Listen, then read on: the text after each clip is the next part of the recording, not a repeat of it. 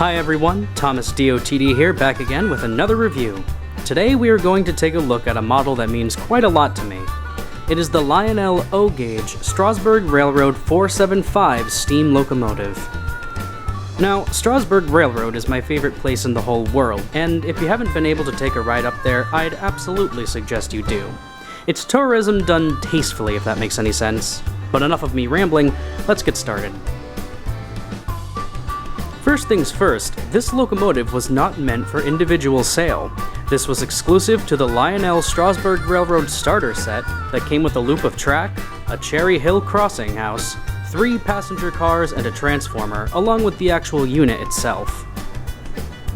Now, I don't have the original starter set, but I do have 2 passenger cars from the set, a bunch of track, and a transformer, so I wouldn't say that's a total loss. I have to say, this is wonderfully detailed. I love the addition of separately applied handrails, a design choice shockingly absent from modern Lionel 080s, and the paint job is very crisp and well done. I gotta say, there is some real weight to this model. This is something you definitely don't want to just throw around like a toy. This is a metal and steel construction. The tender certainly feels a bit more lightweight. It seems it's made of plastic, unlike the locomotive body, but that isn't enough to discredit the model. Now, looking at the model up close, there is a lot to talk about. No doubt the first thing you'll notice is the printing of the road number and road name.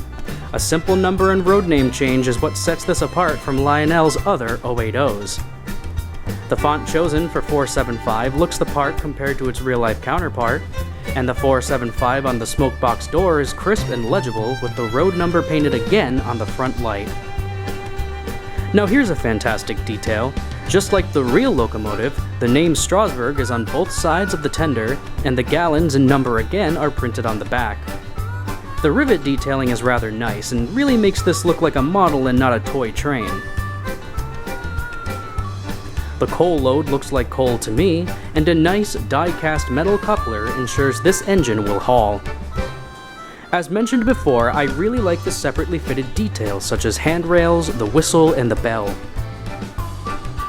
I especially like that this model comes with an actual conductor to sit in the cab. The cab as well also has some nice detail, although it does remain unpainted. The light silver smoke box and the black of the engine look just like 475, so when it comes to details, this model is, dare I say, spot on to the real locomotive. But it's time to talk about the big point of contention that I know every Strasburg fan is ready to call out. It's a design choice that can't be overlooked. The actual model itself. This unit is an 080. No guiding wheels, 8 drive wheels, and no back wheels. 475 is a 480, meaning 4 guiding wheels, 8 drive wheels, and no wheels in the back. But the issues don't just lie in the chassis. The real 475 is designed with a tapered boiler and a rather tall funnel. Lionel's 475 has no alteration in the boiler and has instead a smaller, more squat funnel. To be fair, the tender shape is correct for the most part. So here's the question everyone's asking. Why was Lionel so lazy? You know, Lionel gets a bad rep from a lot of model railroaders, and I'm not here to say which brand is better than the other, but while I do love the quality of this locomotive, at what point do design flaws ruin a model? Well, let's think for a second. The Lionel 080 is a classic. It's been produced many times and many different road names for many different starter sets to get as many people buying. There's a New York Central 080, a Hershey's 080, a John Deere 080, and even a Polar Express 080. The fact is, the 080 is basically a blank canvas for Lionel to slap whatever they want on it. And it works! The 080 is the best-selling Lionel starter set locomotive, besides the Scout and Polar Express. I can see how many will say the 475 is a cop-out and is a lazy model. But to me, I see it more as a Lionel tradition, if anything.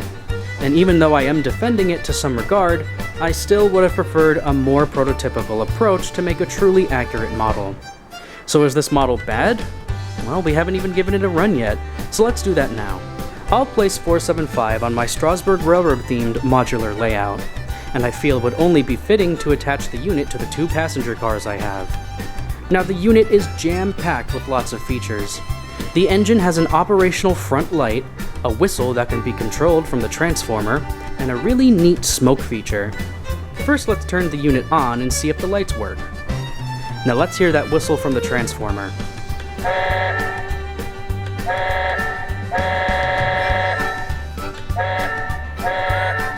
And finally, let's pour some smoke fluid into the funnel.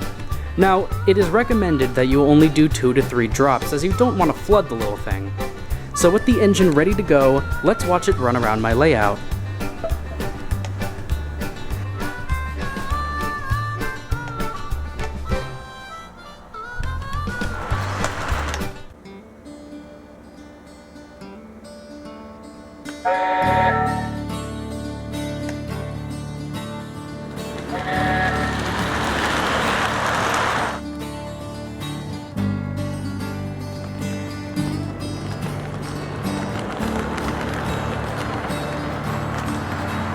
So all in all, what do I have to say about the Lionel 475 locomotive?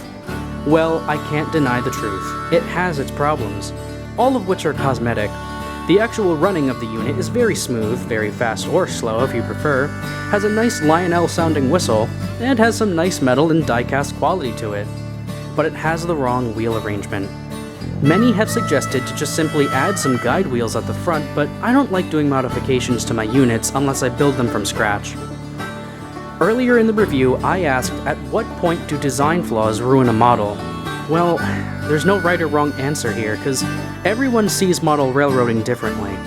Some see it as a way to capture every single tiny detail and design at a small scale, and others see it as just about having fun. There is no right or wrong way to model, and yes, while I would have preferred an accurate-looking 475, I'm just happy Lionel made one at all. Believe it or not, there is a market for Strasburg Railroad products in model form, and the few of us that want them are very vocal about it. We may be a small lot, but we are a loving lot regardless.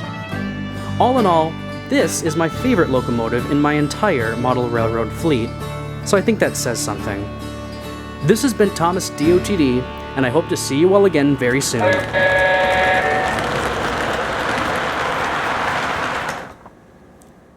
Whoa, but wait, okay, this part isn't scripted. Yes, it's true, I'm not sure if you guys heard the news, but Lionel is making another Strasburg set for the first time in, I don't know, 10 years maybe?